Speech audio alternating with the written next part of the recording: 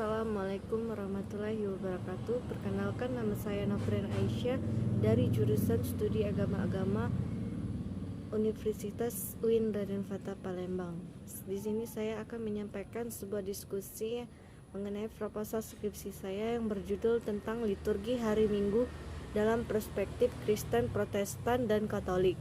Studi perbandingan di Gereja Protestan Injil Nusantara Bukit Asam Tanjung Enim dan Gereja Katolik Santo Yosef Bukit Asam Tanjung Enim.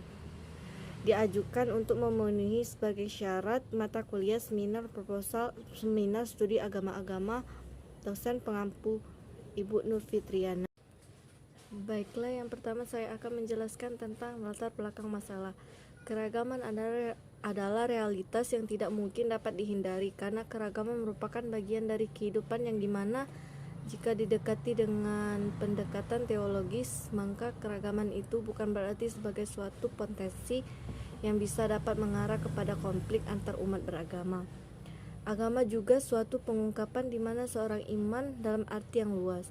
Maka di dalam agama mengatakan bahwa iman dapat membentuk suatu bentuk yang bersifat khas, yang dimana dapat memberdayakan orang beriman dengan melakukan komunikasi iman dengan orang lain, baik dengan beriman maupun yang belum beriman.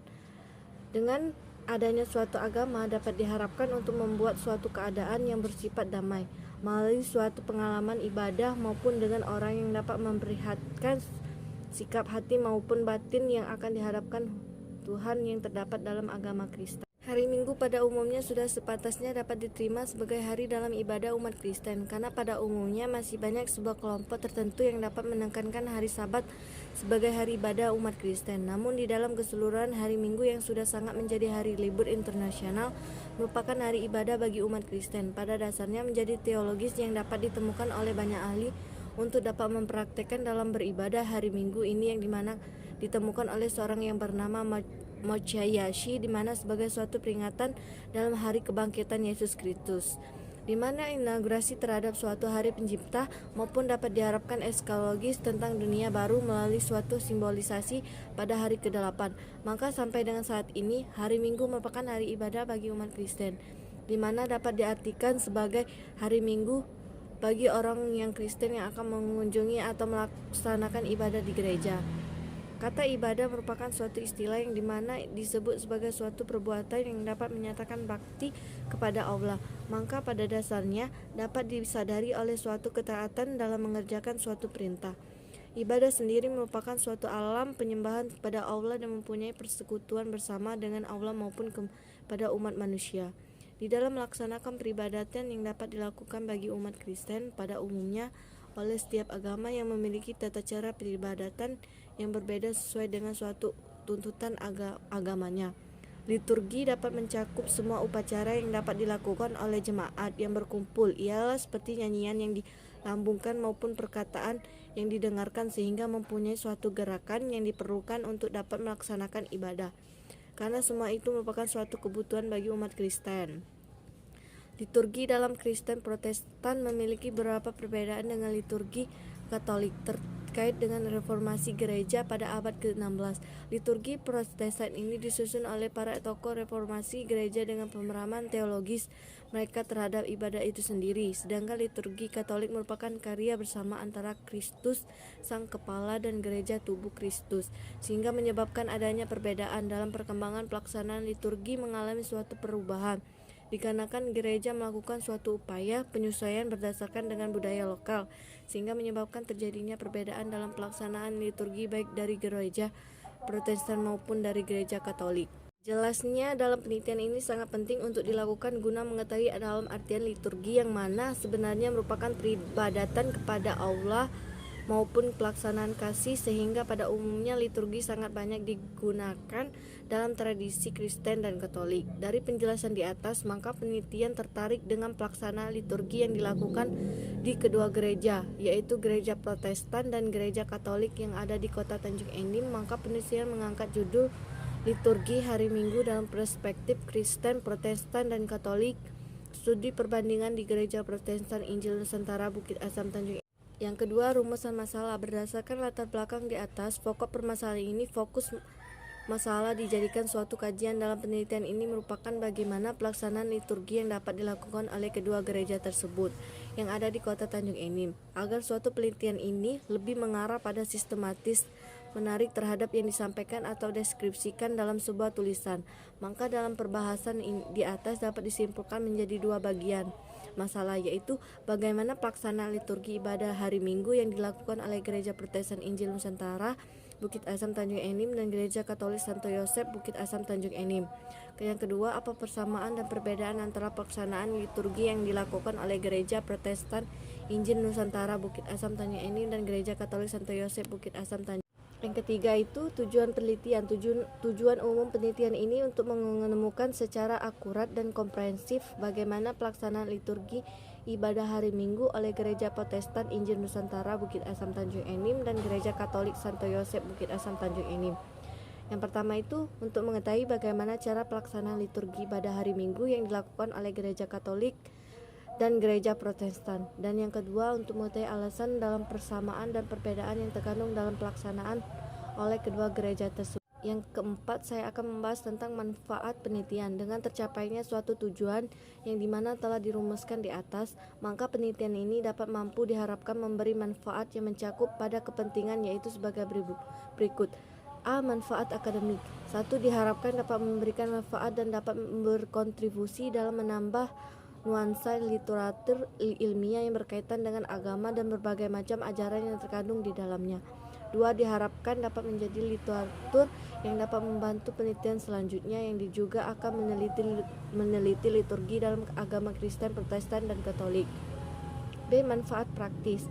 1. Penelitian ini diharapkan dapat memberikan kontribusi dan bermanfaat bagi masyarakat untuk lebih memahami keragaman pelaksanaan liturgi yang terkandung dalam agama Kristen, Protestan, dan Katolik.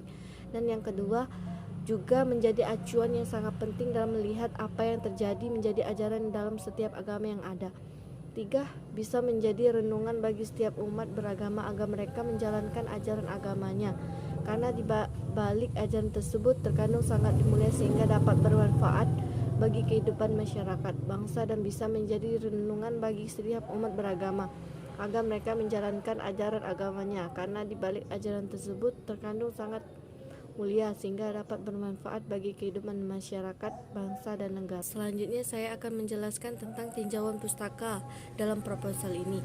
Beberapa referensi dan kajian yang terkait dengan penelitian yang diangkat penelitian sebagai salah satu faktor pendukung dan referensi tambahan dalam penelitian yang dilakukan penelitian. Diantaranya penelitian pertama yang dilakukan oleh Salestayani, yaitu tinjauan teologis mengenai makna pengakuan dosa dalam liturgi Gereja Protestan Indonesia bagian Barat GPBI, atau perbuatan dosa yang dilakukan oleh manusia akan menyebabkan terputusnya hubungan baik antara manusia dan Tuhan. Akan tetapi Tuhan tidak menginginkan hal itu terjadi, sehingga Tuhan menciptakan karya perdamaian yang dinyatakan dalam pengorbanan Yesus di kayu salib. Karya pendamaian ini pun turut dirayakan dalam liturgi pengorbanan Yesus di kayu salib. Gereja Protestan Indonesia bagian Barat memaknai pengakuan dosa sebagai partisipasi aktif umat dalam karya perdamaian Allah. Melalui pengakuan dosa, umat berefleksi segala dosa dan pelanggaran yang telah dilakukan agar layak memperoleh pembenaran dan pengampunan dosa dari Allah. Pengakuan dosa tidak hanya diperuntukkan kepada Tuhan, tetapi juga peruntukan kepada sesama manusia. Penelitian yang kedua dilakukan oleh New Louis Reisfaya, pemahaman makna liturgi, studi mengenai makna warna-warni liturgi, dan pemahaman jemaat gereja Kristen Protestan Bali. Liturgi dapat dikatakan sebagai pelayanan yang dilakukan oleh jemaat yang diwujudkan oleh kebaktian secara khusus dan pelayanan dalam arti umum. Dalam tata ibadah atau liturgi terdapat beberapa warna sebagai tanda siklus kalender gereja dan peristiwa gerejawi. Kristen Protestan Bali dalam tata ibadah liturgi dengan menggunakan warna-warna yang hampir mirip dengan kebudayaan Bali, sehingga liturgi terkesan sebagai tradisi dalam pemahaman warna-warna yang digunakan dalam liturgi jemaat. Ditemukan bahwa masih banyak jemaat yang tidak mengetahui makna dari warna-warna yang digunakan dalam pelaksanaan liturgi dan sebagai yang lainnya.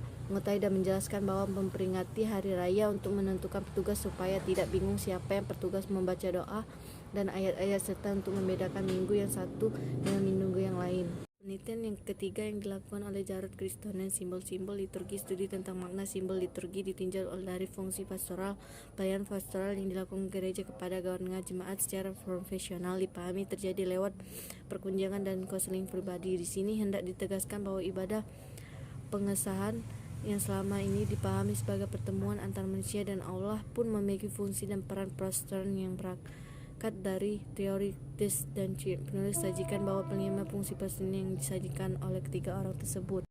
Pada penelitian di atas juga mengungkapkan liturgi, namun terfokus pada warna-warna yang digunakan dalam pelaksanaan liturgi dan makna yang terkandung di dalamnya, sehingga sangat jelas bahwa penelitian ini sangat berbeda dengan apa yang diangkat oleh penulis berkenaan dengan liturgi dalam keagamaan Kristen, Protestan, dan Katolik.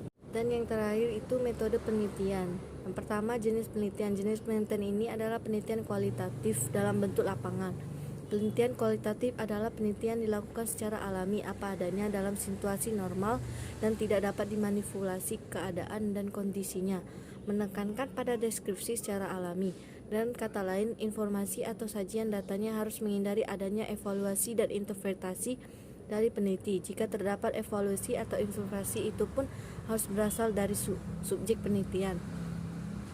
Dan kedua, lokasi penelitian. Penelitian ini merupakan penelitian lapangan atau field, sehingga harus menentukan lokasi yang akan menjadi medan penelitian.